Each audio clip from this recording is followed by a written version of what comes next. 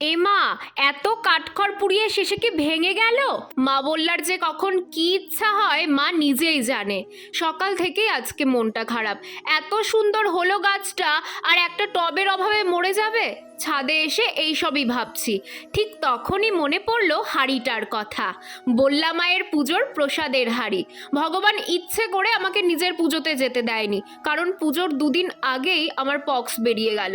খুব কান্না করেছি কটা দিন, জানো তো। ঠাকুর কেন আমাকে নিজের পুজোতে যেতে দিল না? যাই হোক, আমি নিজে না যেতে পারলেও আমার মা পুজোতে গেছিল, আর বললা মায়ের প্রসাদ এই হাঁড়িতে করে এনেছিল। কিছুদিন আগে এক পিসি আমাকে ক্যালাঞ্চো গাছের ডাল দিয়ে গেছিল। সেই গাছটাই এত সুন্দর হয়ে গেছে, কিন্তু গাছটা বসানোর জন্য আমার কাছে কোনো টব ছিল না। ভাগ্যে শাড়িটা ছিল। জানো, হাঁড়িটা ফুটো করতে যাওয়ার সময় ফাটতে ফাটতে ফাটেনি। কে বলতে পারে, হয়তো বললা মায়েরই ইচ্ছে যে আমি এই হাঁড়িটাতে একটা গাছ বসাই।